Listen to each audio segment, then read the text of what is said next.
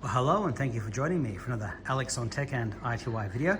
I'm joined by Peter Coroneos, the former Chief Executive, long-standing of the Internet Industry Association, and also the organiser of the recent 30iGala celebratory dinner, which was on October 31st, just a couple of weeks ago.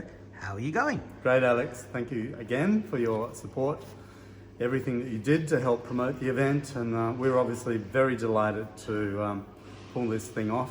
We had a lot of support from the industry. It was fantastic. It was packed. It was a sellout event, and given that it only took 3 months to pull together from just the idea to the full execution, it was really a great demonstration of, I think, the power of the idea, actually, that the internet industry was ready to celebrate 30 years of the internet, to mark the occasion, to remember the pioneers, to remember our fallen heroes, and also the volunteers that helped make the internet what it is today. And the fact that we still have the internet in a robust and healthy state, relatively speaking, compared to where it could have been through censorship, through the blocking of streaming and data casting. I mean, we've come a long way, and in theory, we've got only even better to come with low Earth orbit satellites and upgrades to the NBN and plenty more.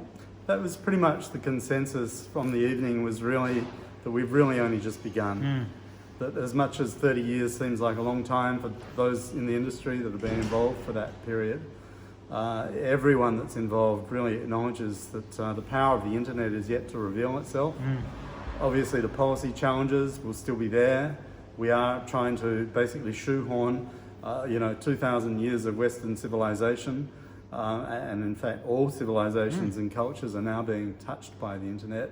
How do we reconcile the values, the human values, and the things that we hold dear to ourselves with this amazing, unprecedented technology? Yeah, well, look, I mean, I show a lot of, I travel in a lot of Ubers and taxis, and I'm showing a lot of the drivers who are from Pakistan or India or Bangladesh or other countries how accurate the Google Translation app is. And that is a combination of technology, the internet, communications, and they're amazed at how accurate, something that was only in the realms of science fiction, which is now science fact. I mean, that is just one minuscule tiny slice of the power of the internet. So, right. I mean, one wonders what we'll be celebrating at the 40th anniversary or the 50th or the 60th.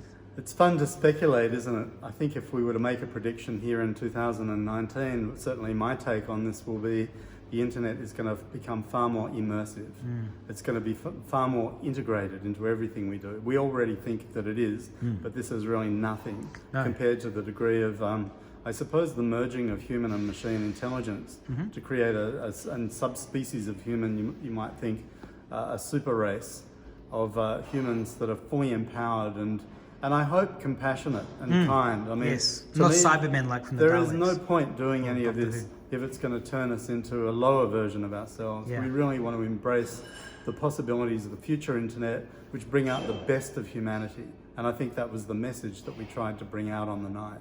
Well, I always say that science fiction should be a warning to humanity to not let the dystopian futures emerge and to create, obviously utopia is, still impossible, but we can have a better world. And I've read science fiction stories where augmented reality headsets bring the internet directly, more or less, into your brain. And that's the future. That's the 2020s and the 2030s and beyond. Could well be. And I suppose, I hope we'll be here to tell the tale 20 years from now, 30 years from now, perhaps, as we look back on what we thought today the future would look like and how well we judged it. That's right. Well, we still don't have flying cars or robots in homes like from the Jetsons to that degree. So we can see where we had predictions before, and we'll be able to judge. Is there a chance that there might be something happening next year as another sort of celebration? Well, a lot of people approached me on the night and said, look, is this it, or is there going to be more? I think the best answer I can give at this stage is watch this space. But I do particularly want to thank the sponsors that came on board to support the event.